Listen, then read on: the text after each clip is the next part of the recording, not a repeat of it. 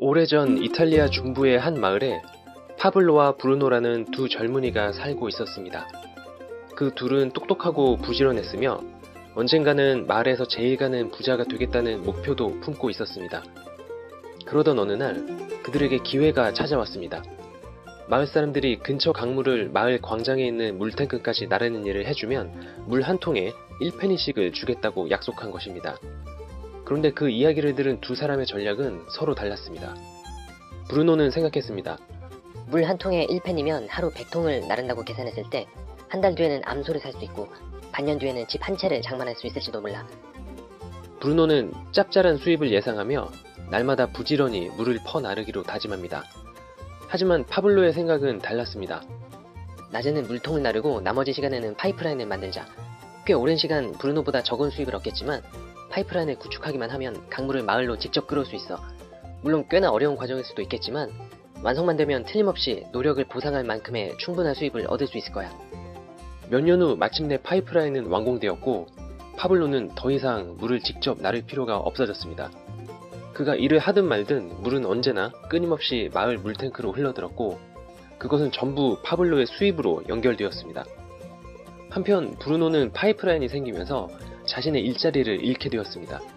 게다가 오랜 시간 고된 노동을 하면서 허리는 굽고 몸 상태도 예전보다 많이 안 좋아지고 말았습니다. 기본적으로 수입은 능동적 수입과 수동적 수입으로 구분할 수 있습니다. 능동적 수입이란 반드시 시간과 에너지를 투입해야만 얻을 수 있는 수입으로 우리가 평소에 노동을 통해 얻는 수입이 모두 해당된다고 볼 수 있습니다. 반면 수동적 수입이란 시간과 에너지를 추가적으로 투입하지 않아도 자동으로 얻어지는 수입입니다. 대표적으로 은행 예금에서 발생하는 이자 수입, 부동산에서 발생하는 임대 수입 등이 해당됩니다. 파이프라인 우하에서 브루노의 수입은 능동적 수입이었습니다. 체력과 시간을 들여가며 얻은 수입이었고 일을 안 하게 되면 그 수입도 없는 것이었죠. 반면 파블로가 파이프라인을 통해 얻은 수입은 수동적 수입이었습니다. 일단 파이프라인이 구축된 이후에는 파블로가 굳이 일을 하지 않아도 수입은 저절로 끊임없이 발생되는 것이었습니다. 이 우화에서 파블로가 결국 일하지 않고도 여유를 즐길 수 있게 된 중요한 이유는 바로 파이프라인이라는 자본이 있었기 때문입니다. 그는 자신의 노력으로 저절로 수입을 만들어내는 자본을 구축해낸 것이었죠. 다시 말해 능동적 수입과 수동적 수입의 가장 큰 차이는 바로 자본에 있는 것입니다.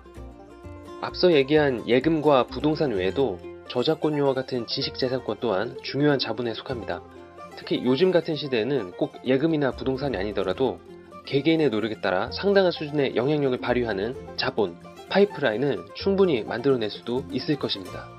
치열한 노력을 통해 자신만의 파이프라인, 즉 수동적 수입을 만들어낸다는 것은 오늘날 많은 사람들이 꿈꾸는 경제적 자유에 이르는 길과도 연결되어 있습니다. 욕망에 시달리지 않으면서 경제적 자유를 누리고 진정 자신이 원하는 삶을 살기 위해 여러분은 지금 어떤 파이프라인을 구축하고 계신가요? 우리 산업이 변화하고 있죠. 산업이 변화한다는 것은 금액이 또 우리 화폐가 또 변화한다는 얘기가 동일합니다. 우리가 1차 산업, 2차 산업, 3차 산업, 4차 산업, 5차, 6차, 7차 산업 계속 나오겠죠. 변화할 겁니다. 앞으로 변화가 될 거고요. 그 다음에 변화하는 속에서 화폐 개혁이 일어난다고 보셔도 됩니다. 우리가 예전에 문물 교환하다가 뭐 동전이 나오고 금 나오고 은도 나오고 막 이렇게 해가지고 종이, 뭐 카드, 뭐 여러 가지가 많이 나오잖아요. 그런 것처럼 지금은 이제 코인 시대입니다. 코인 시대. 4차 산업이 이제 발전이 되고 있는데 4차 산업에 있어서 뭐가 중요하냐면 이제 AI와 로봇이 이제 대체가 된다는 거죠. 직업군이 없어진다는 얘기입니다. 자, 이분이 구글에서 선정된 미래 학자입니다. 근데 이분이 우리나라에 2015년도에 왔어요. 그래서 뭐라고 얘기했냐면 7년 전이죠. 거의 한 8년 전, 7, 8년 전 얘기죠. 그분이 뭐라고 말씀하셨냐면 이분께서 2030년까지 약 40억 개의 직업군이 있답니다. 근데 50%가 사라질 거래요. 근데 벌써 7년이 지났는데 그 말이 현실화되고 있죠. 뭐 때문에? AI와 로봇 때문에 그렇습니다. 아마 그런 걸 피부로 많이 느끼실 거예요. 우리가 보험회사에 전화 걸면 이쁜 여자 목소리로 나오죠. 근데 그게 사람 목소리가 아니고요. 우리가 타이핑해서 치면 그 타이핑한 대로 목소리가 나오는 프로그램이에요. 이게 이제 AI가 대신하고 있는 거죠. 상담원이 없어지는 거죠.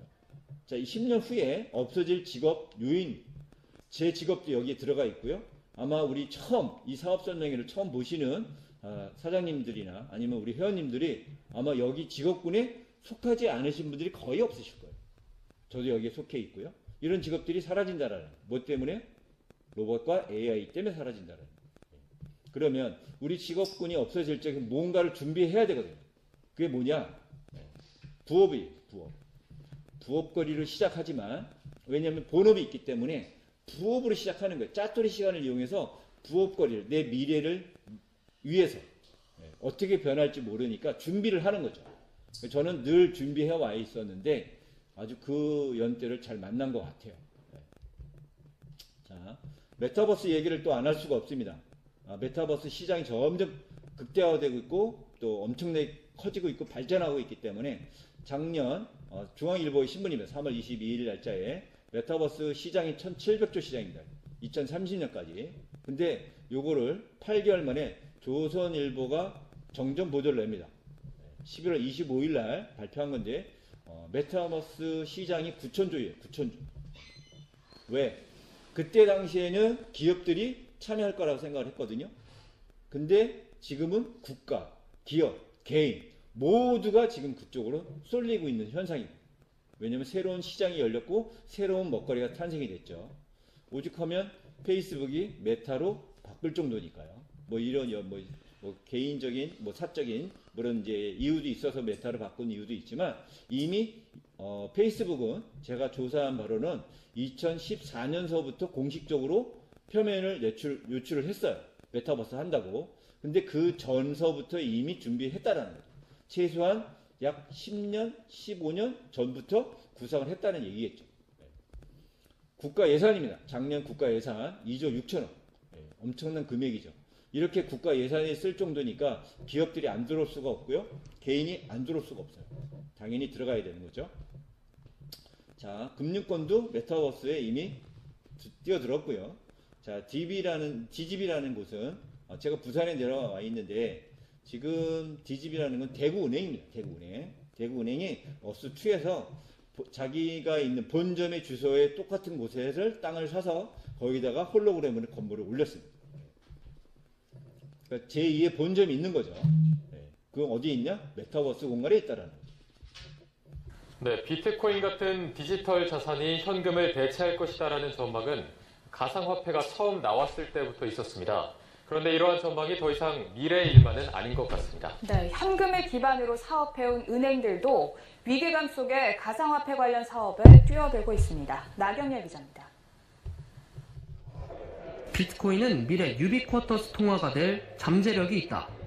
페이팔과 함께 미국의 간편결제 기업 중 하나인 스퀘어의 최고 경영자 잭 도시가 가상자산 금융 서비스를 확대하며 한 말인데 두 업체는 모두 가상자산을 사고 파는 서비스를 공격적으로 확대하고 있습니다. 우리나라의 빅테크 기업도 암호화폐 시장으로의 진출을 준비하고 있습니다.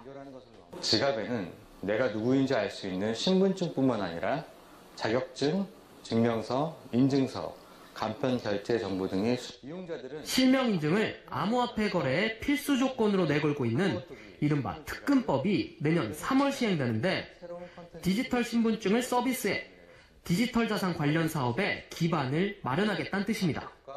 암호화폐 거래소들은 고객들을 유치하기 위한 코인판 정기예금, 스테이킹 서비스를 앞다퉈 내놓고 있습니다. 암호화폐를 거래소에 맡기면 비트코인 등으로 이자를 쳐주는데 연이율이 10% 내외입니다. 얼마 지나지 않아 현금과 디지털 자산의 경계가 허물어질 거란 전망이 우세하자 은행들까지 디지털 자산 서비스에 뛰어들고 있습니다. 국민은행이 은행 중 처음으로 가상화폐를 보관, 관리하는 업체에 투자를 했는데 다른 은행들도 관련 기술을 검증하는 등 디지털 자산 관리 사업을 준비하고 있습니다. 현금을 사업의 기반으로 하는 은행들이 위기감을 느끼고 더 늦기 전에 가상자산 서비스로의 확대를 준비하고 있다는 시각이 우세합니다. 연합뉴스 TV 나경일입니다. 자, 보신 것처럼 지금 디지털을 우리가 아주 가깝게 근접해서 하고 있다라는 거죠. 예. 근데 제가 드리고 싶은 얘기는 어차피 이제 방금 뉴스에 보신 것처럼 카카오톡이라는 회사가 참 대단하고도 무서운 회사라는 걸 제가 새삼 느낍니다. 제가 어저께 정확히 목요일 날 이 소식을 이제 알았는데, 자, 우리가 카카오톡을 다 깔았죠. 카카오톡에 전자지갑이 다 들어가 있습니다. 코인을 보낼 수가 있어요. 카카오톡에서. 받을 수도 있고 보낼 수도 있어요. 업비트가 카카오톡 거는 아시죠? 근데 이미 전 국민한테 전자지갑을 다 이미 깔아놨습니다. 그러면 이미 깔아놨다는 건 뭐예요? 언젠간 카카오톡이 카카오를 통해서 코인을 사고 팔고 하겠다라는 거예요. 거래소 없이도 가능해질 수 있다라는 거죠. 개인 대 개인으로 코인을 주고받거니 할 수 있다라는 거죠. 그거 한 가지만 보더라도 참 대단하고도 무서운 회사라고 느껴집니다. 자, 지금 디지털이 지금 보편화가 되고 있고, 앞으로 이런 뉴스와 있던 이런 것들을 아마 비일비재로 아마 접하실 겁니다. 디파이라는 한번 들어보신 분들도 있으실 거예요. 뭐 생소히 느끼신 분들도 있고요. 뭐 개념, 특징, 종류 여러 가지가 있지만 간단하게 한번 짚고 넘어가 볼게요. 자, 코인을 맡기면 연 10% 이상 이자를 준다는 거예요. 괜찮지 않아요?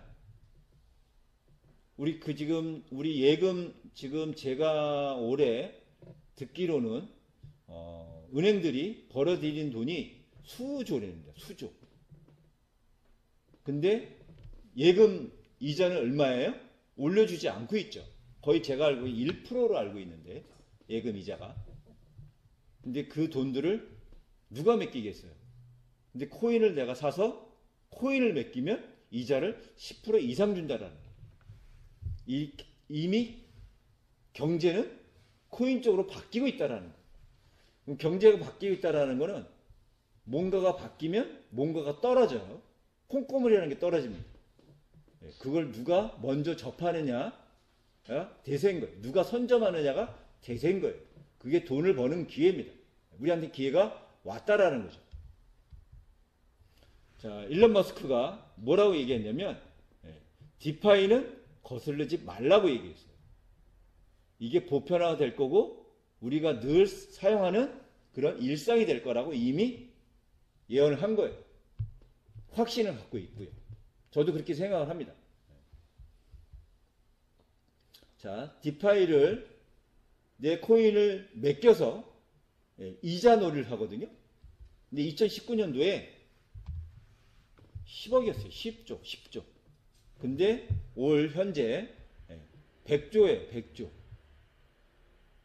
불과 3년 만에 엄청난 시장으로 커지고 있다는 거죠. 왜냐하면 수익을 많이 주기 때문에 그래요. 저도 스테이킹을 하고 있는데 월 6%를 제가 받고 있어요. 1년이면 72%짜리를 받고 있어요. 생각해 보세요. 은행에 맡기시겠어요? 코인을 바꿔서 안전한 곳에 맡기셔가지고 이자를 받겠어요. 그 회사가 정말 믿을만하다면 다들 받고 은행에서 돈을 빼서 그쪽으로 맡기겠죠.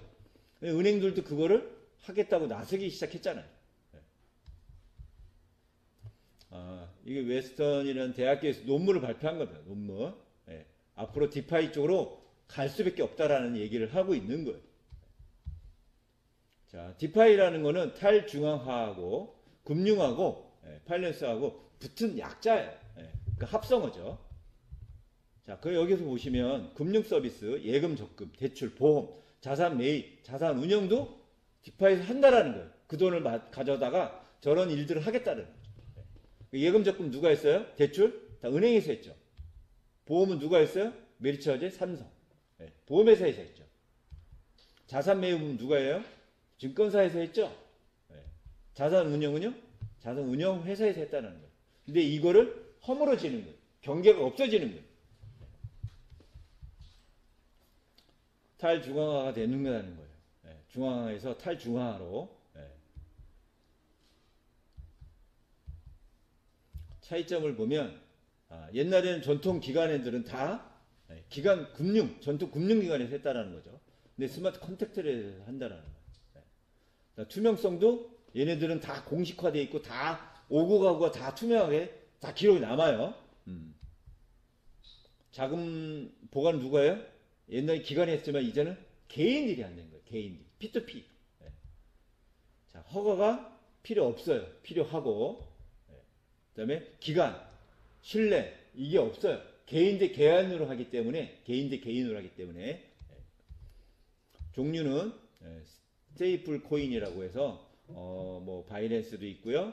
이거 이름을 잊어버렸는데, 이런 이 세 가지의 그 코인들은 달러와 코인과 1대1이에요. 가격이 같아요. 그러니까 달러가 올라가면 코인도 올라가고요. 달러가 떨어지면 코인도 가격이 떨어져요.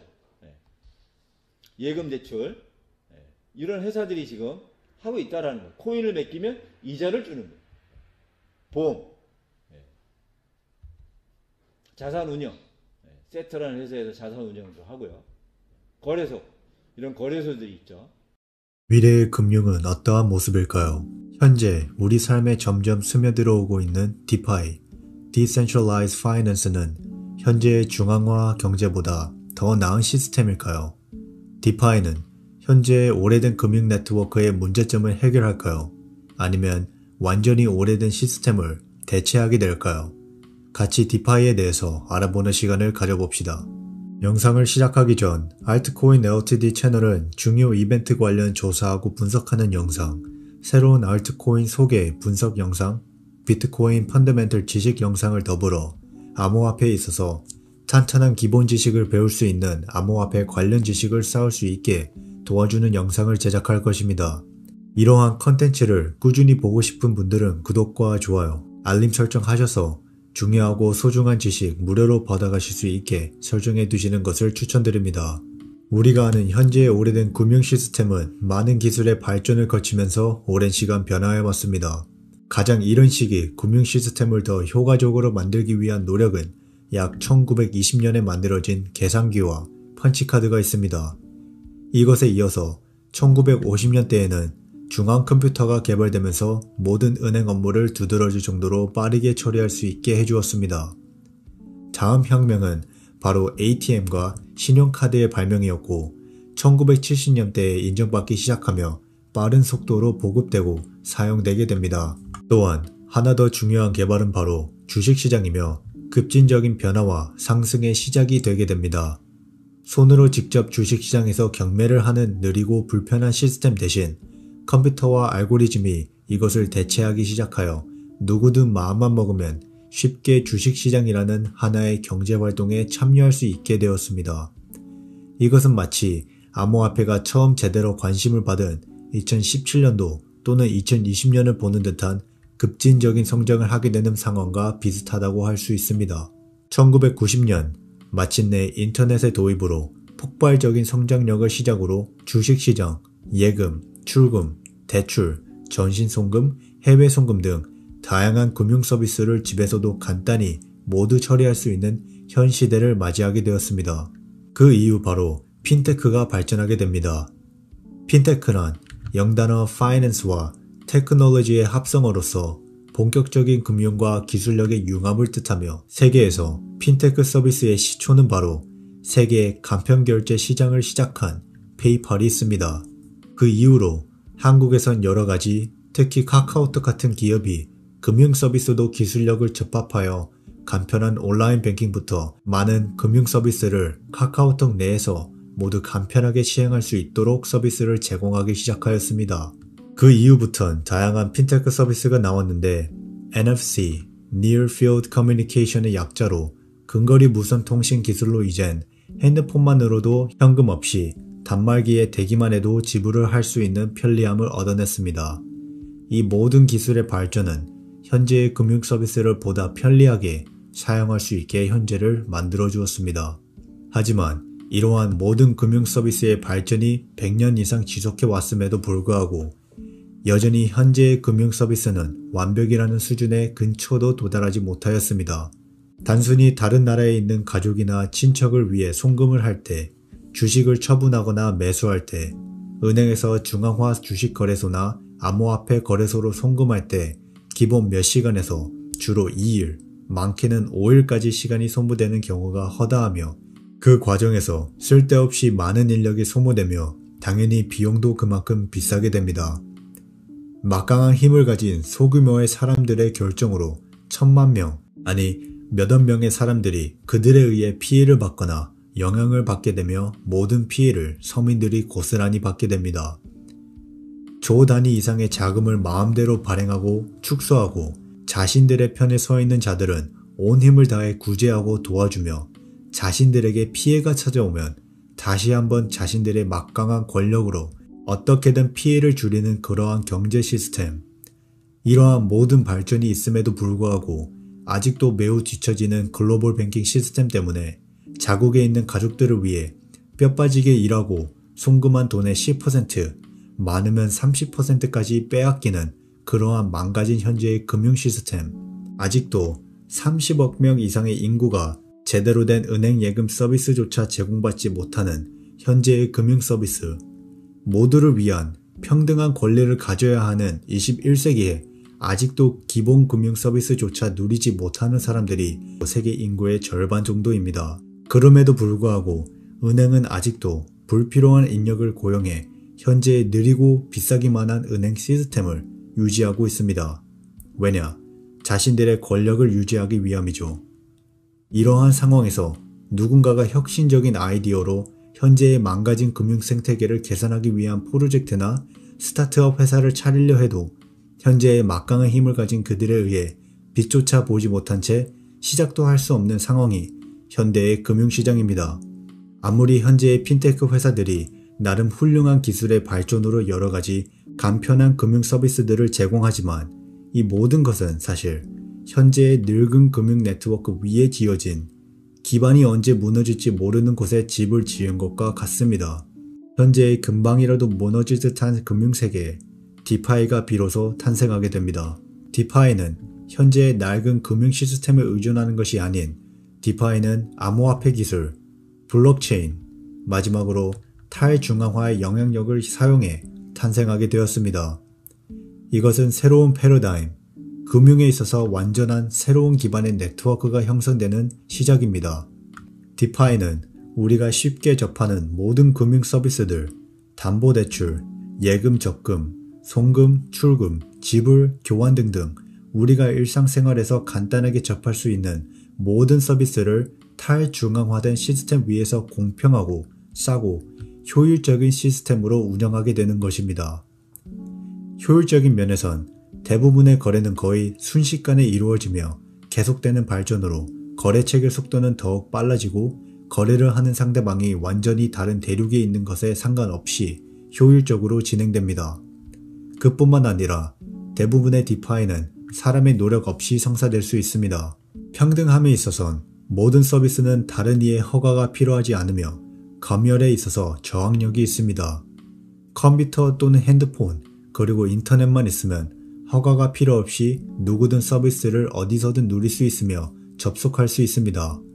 신분 확인이 필요하지 않으며 자신의 손익계산서를 제출하지 않아도 되며 국적이나 피부색 상관없이 그 누구든 평등하게 이 서비스를 누릴 수 있습니다. 세상 모두가 같은 방식으로 대접을 받게 되며 디파이는 당신이 어디서 왔는지 피부색이 어떤지 상관없이 평등하게 같은 서비스를 제공할 것입니다. 검열에 있어서 어떤 권력을 가진 이가 당신의 접근을 거절할 수 없으며 그들은 디파이의 법 또한 바꿀 수 없습니다. 오픈소스 플랫폼으로서 누구든 디파이 생태계에 협력하고 싶다면 디파이를 자유롭게 개발할 수 있으며 모든 것은 투명하게 블록체인 위에서 공개되며 거래 볼륨, 스테이킹 자금, 대출의 양 등 온체인 데이터는 모두에게 공개되어 있습니다. 또한 이 데이터들은 절대로 누군가에 의해 조작될 수 없습니다. 현대 금융 네트워크는 소수의 세력들이 모두의 시선 뒤에서 여러가지 조작을 하여도 절대로 공개되지 않으며 어떠한 일들이 일어나는지 일반 시민들에게는 절대로 공개되지 않습니다. 디파이의 시초는 이더리움으로부터 찾아왔습니다. 첫 번째 스마트 컨트랙트 플랫폼 암호화폐로서 여러가지 금융 관련 탈중앙화 어플리케이션이 자유롭게 개발되었으며 그 유명세로 인해 현재 디파이 생태계의 대략 80% 이상의 디파이는 이더리움 위에 지어졌습니다. 또 하나의 수치는 바로 탈중앙화 거래소의 시작으로 얼마만큼의 거래 볼륨을 만들어내는지도 좋은 예시입니다. 2020년 4월에는 대략 0.5 빌리언 달러에서 2021년 1월 만에 50 빌리언 달러의 거래 볼륨을 달성시키면서 100배의 성장성을 보여주고 있습니다. 간단히 중앙화 거래소의 문제점을 보여주는 가장 좋은 예시는 바로 2021년 1월 게임스탑 공매도 사건에 대해 로빈후드라는 중앙화 거래소의 대응이 있습니다. 공매도란 주식시장에서 남들의 주식을 빌리고 비싼 가격에 판 다음 가격이 떨어지면 싼 가격에 다시 매수하여 빌린 주식을 갚는 방식으로 주가가 하락할 거라고 베팅하는 것입니다. 이해를 돕기 위해 간단하게 게임스탑 사건을 설명하자면 시장에 대략 10,000개의 게임스탑 주식이 남아있고 펀드들은 10,000개를 다른 주주로부터 빌려 시장에 팔았으며 현재 총 20,000개의 주식이 시장에 풀렸습니다. 미국의 유명 웹사이트인 레딧의 Wall Street Bet 커뮤니티가 그 공매도 사실을 발견하고 엄청난 매수를 시전해버리고 수요와 공급의 성질에 따라 게임스탑의 주식이 솟구치기 시작하였습니다.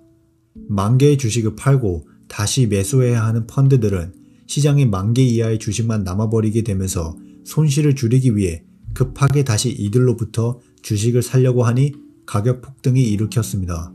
이러한 상황에서 헤지펀드, 소수의 세력들을 돕기 위해 로빈후드는 자신들의 거래소에서 게임스탑 주식을 오직 매도만 할 수 있게 설정해버리면서 게임스탑 주주들이 주식을 팔 수만 있게 만들어버렸습니다.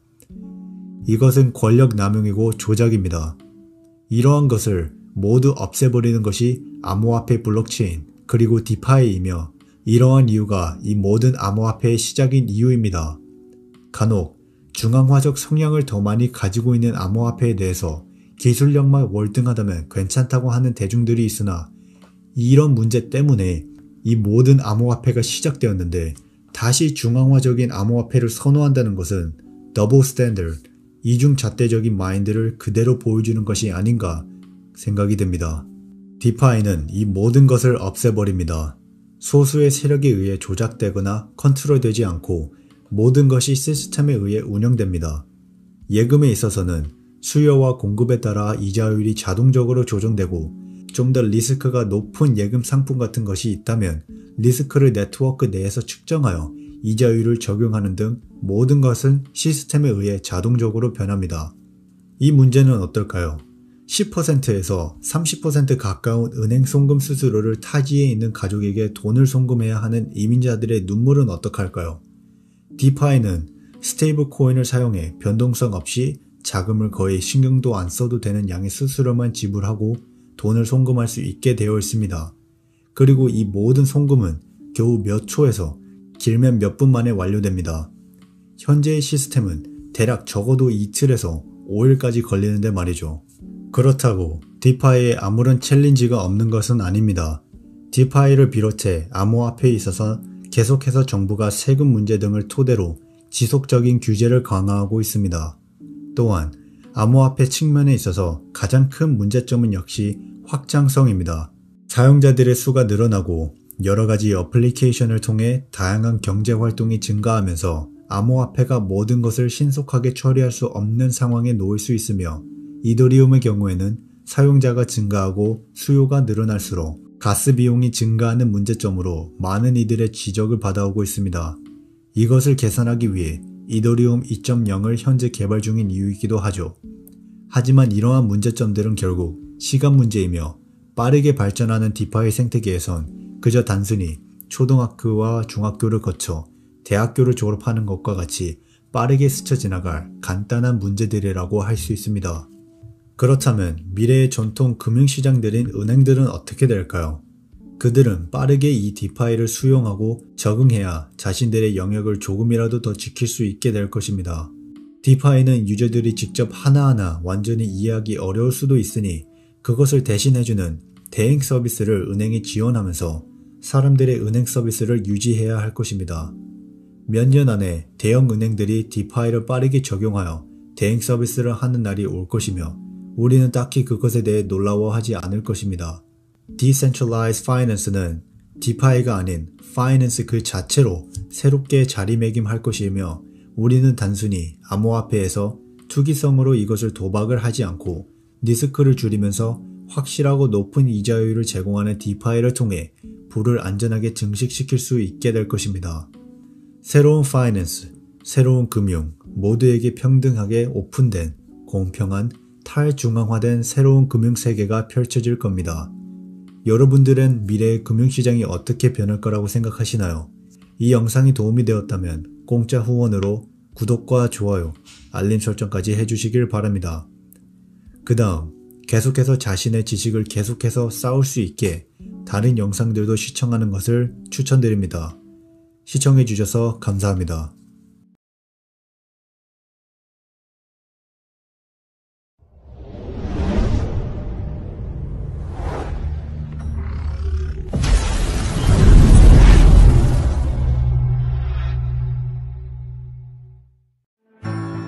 탈중앙화 금융인 디파이는 2019년부터 암호화폐의 영역에 해일처럼 밀려왔습니다. 이는 금융 분야에서 빠르게 성장하는 트렌드로서 스마트 계약을 통한 기존 금융의 구성 요소를 투명하고 신뢰할 수밖에 없는 프로토콜로 변환합니다. 불과 365일 만에 수백만 달러에서 수십억 달러로 디파이에 투자된 금액은 2020년 6억 9천만 달러에서 2021년 1천억 달러 산업으로 단 1년 만에 100배 증가했습니다. 그렇다면 이 엄청난 성장을 이끄는 동력은 과연 무엇일까요? 기존 고정 예금 금리의 10배에 달하는 수익을 제공하는 대출 프로토콜, 1년에 100배의 수익을 달성한 디파이 토큰, 1000% 이상의 연간 수익률을 제공하는 수익률 파밍 프로젝트. 디파이 프로토콜은 금융의 미래입니다. 하지만 암호화폐 보유자의 90% 이상은 디파이에 투자하지 않습니다. 그렇다면 오늘날 가장 높은 수익을 제공하는 대출 프로토콜을 어떻게 찾을 수 있을까요?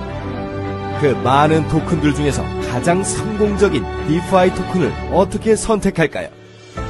당신이 파밍하고 있는 유동성 풀이 안전하다고 어떻게 확신할 수 있을까요? 어디서부터 시작하시겠습니까? 디파이 중심의 암호화폐 자산 회사이며 역동적으로 도전하는 쓰리키 테크놀로지를 소개합니다. 우리는 디파이가 향후 10년 내에 기존 금융을 대체할 것이라고 믿으며 기관 및 개인 투자자에게 디파이의 수익을 즐기면서 편안하게 디파이로 전환하실 수 있도록 하는 것이 우리의 사명입니다. 저희의 독점적인 리라 시스템을 통해 투자자는 오로지 버튼 클릭만으로 복잡하고 광범위한 디파이 상품에 참여하실 수 있습니다. 쓰리키의 수익 전략은 다음과 같습니다. 활성 수율 최적화. 수익 추구 회사로서 우리는 고객에게 최고의 수익을 제공하기 위한 자산을 적극적으로 관리하고 스테이킹합니다. 대출 및 유동성 제공 기회. 우리는 자산을 가장 수익성이 높은 프로토콜에 빌려줌으로써 거의 제로 위험 이자를 만들어냅니다. 초기 단계 디파이 시드 펀딩. 우리는 성장 잠재력이 가장 높은 디파이 프로젝트의 시드 펀딩에 참여합니다. 블록체인 개발의 초창기부터 참여해온 강력한 전문가 팀과 함께 쓰리키 시스템은 우리에게 안전하고 검증된 최고의 수익률 팜 프로젝트에 참여할 수 있게 하고 가장 높은 수익률을 제공하는 대출 프로토콜을 탐색해주고 그리고 가장 강력한 지원과 잠재력을 가진 디파이 토큰을 찾아주는 것입니다. 쓰리키 테크놀로지스. 지식으로 강화된 수익률. 오늘 저희와 함께 스테이킹하세요.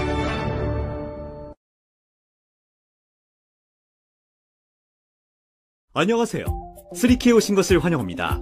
만약 당신이 이 비디오를 보고 있다면 축하합니다. 당신은 저희와 함께 디파이 여행을 시작하셨습니다. 쓰리키에서 우리는 커뮤니티가 복잡한 디파이에 쉽게 참여할 수 있도록 돕습니다.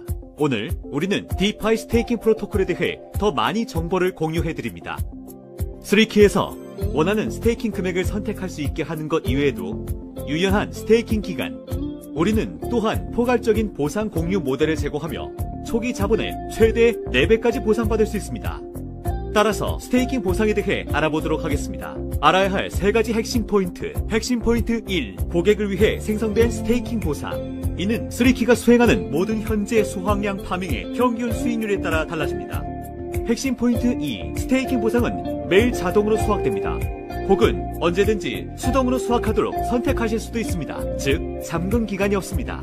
핵심 포인트 3. 모든 스테이킹 보상에는 성과 수수료가 적용되며 지불할 금액은 계약 유형에 따라, 즉 스테이킹 기간과 스테이킹 금액에 따라 다릅니다. 당신의 계약 유형, 스테이킹 기간, 금액에 따라 3키에는 2가지 유형의 계약이 있습니다. 라이트와 프로. 라이트는 유연한 스테이킹 기간을 가지고 있으며 프로는 4가지 스테이킹 기간 중에서 선택할 수 있습니다.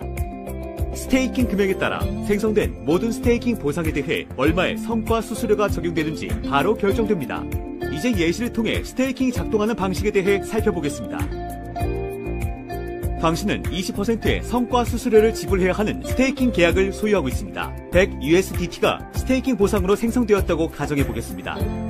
보상이 수확되었을 때 3키는 성과 수수료를 20USDT를 받고 나머지 80USDT는 당신의 지갑에 지급됩니다. 다음 예시로 넘어가 보겠습니다. 이번에 당신은 5%의 성과 수수료를 지급해야 하는 스테이킹 계약을 소유하고 있습니다. 100USDT가 스테이킹 보상으로 생성되었다고 가정해 보겠습니다. 보상이 수확되면 3키는 5USDT를 성과 수수료로 받게 되고 나머지 95USDT는 당신의 지갑에 지급됩니다. 이렇게 간단합니다. 이제 보상 공유 모델로 넘어가서 연합 보상에 대하여 알아보겠습니다. 알아야 할 3가지 핵심 포인트. 핵심 포인트 1. 당신이 친구들을 3키에 추천하고 프로 계약에 참여한다면 연합 보상을 즐길 수 있습니다. 핵심 포인트 2. 연합 보상은 당신의 계약 기간 또는 당신 친구의 계약 기간 중 짧은 것을 기준으로 계산합니다. 핵심 포인트 3. 연합 보상은 보상 한도에 포함됩니다. 성과 수수료와 마찬가지로 연합 보상 금액 또한 당신의 계약 유형에 따라 달라집니다. 지금부터 예시를 통해 연합 보상을 알아보겠습니다. 당신은 91% 스테이킹 계약을 소유하고 있습니다. 당신은 3%의 연합 보상을 받을 자격이 있습니다.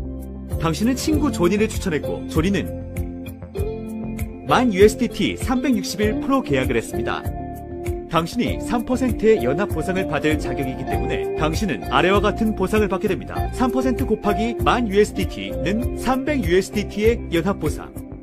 여기 다른 예시가 있습니다. 당신은 361의 스테이킹 계약을 소유하고 있습니다. 당신은 12%의 연합 보상을 받을 자격이 있습니다. 당신은 친구를 추천했고 제시카는 10,000USDT로 181 프로 계약을 했습니다. 당신은 12%의 연합 보상을 받을 자격이 있지만 당신은 제시카의 계약 때문에 6%밖에 받을 수 없습니다. 따라서 계산은 다음과 같이 6% 곱하기 10,000USDT는 600USDT의 연합 보상을 받게 됩니다. 연합 보상은 매일 계산되고 당신의 수확 지갑에 지급됩니다. 이제 보너스 보상으로 넘어가겠습니다. 알아야 할 3가지 핵심 포인트. 핵심 포인트 1. 당신 밑에 2개의 배치 그룹을 가지게 되면 보너스 보상을 받을 수 있습니다. 각 그룹은 최소 20,000USDT의 계약금과 200일 이상의 계약 기간을 만족해야 합니다.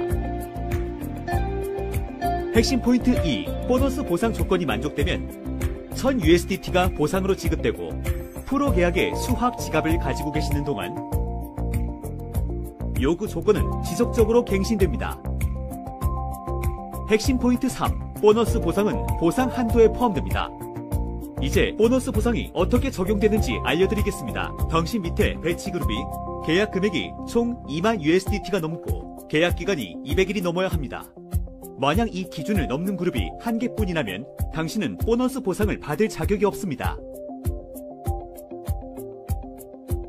당신이 새로운 친구 이번느를 추천하고 그녀의 그룹이 계약 금액 20,000USDT와 계약 기간 200일을 넘는다면 당신 밑에 2개의 배치 그룹이 기준을 만족하기 때문에 1,000USDT의 보너스 보상을 받게 됩니다. 마지막으로 커뮤니티 보상을 살펴보겠습니다. 알아야 할 3가지 핵심 포인트. 핵심 포인트 1. 당신은 3키를 친구들과 공유함으로써 커뮤니티 보상을 즐길 수 있습니다. 최소한 1명의 친구가 프로 계약으로 가입해야 합니다. 핵심 포인트 2. 커뮤니티 보상은 당신 그룹의 총 스테이킹 보상을 기준으로 성과 수수료를 제하고 계산됩니다. 핵심 포인트 3. 커뮤니티 보상은 보상 한도에 포함됩니다. 커뮤니티 보상을 받을 자격 단계 수는 프로 계약에 참여한 친구 수를 기준으로 합니다. 커뮤니티 보상에 대한 예시를 알아보겠습니다. 당신은 친구를 추천했고 따라서 5단계 커뮤니티 보상을 받을 자격이 있습니다. 커뮤니티 내에는 7개의 레벨 추천이 있고 각각 1000USDT의 스테이킹 보상을 생성합니다. 당신이 한 명의 친구를 추천했기 때문에 당신은 5단계 커뮤니티 보상 다음과 같은 금액을 받을 자격이 있습니다. 5 곱하기 1000USDT 곱하기 8% 400USDT 7단계의 보상을 모두 받으려면 다음 친구를 추천하고 10단계 커뮤니티 보상을 받을 자격을 받아야 합니다. 당신이 다음 친구를 추천했다고 가정해봅시다. 그 친구가 3키에서 프로 스테이킹 계약을 했고 따라서 당신은 모든 7단계의 커뮤니티 보상을 모두 받을 수 있습니다. 계산하면 5 곱하기 1000USDT 곱하기 8%는 400 더하기 2 곱하기 7USDT 곱하기 4%는 80는 480USDT의 커뮤니티 보상을 받을 수 있습니다. 당신은 언제든 당신의 계약을 해지할 수 있습니다. 그러나 약간의 관리 수수료가 부과됩니다. 프로 계약에 대한 조기 해지. 지금까지 수확된 모든 스테이킹 보상이 원금에서 차감됩니다. 그리고 남은 USDT는 수확 지갑으로 지급됩니다. 해지하고 나서 7일 후에 당신은 수익을 ERC20 USDT 프로토콜을 통해 출금할 수 있습니다. 매주 월요일 모든 출금이 통합됩니다. 자금 출금에는 자금 통합 다음날부터 5에서 7일의 영업일이 소요됩니다. 질문이 있으시다면 언제든 친절한 직원들에게 문의해주세요. 3키 지식으로 강화된 수익률.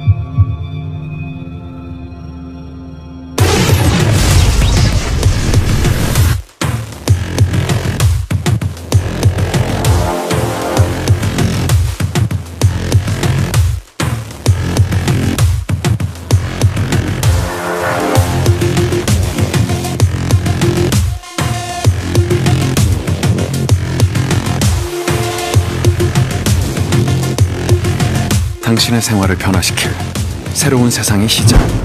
Get ready for a new life.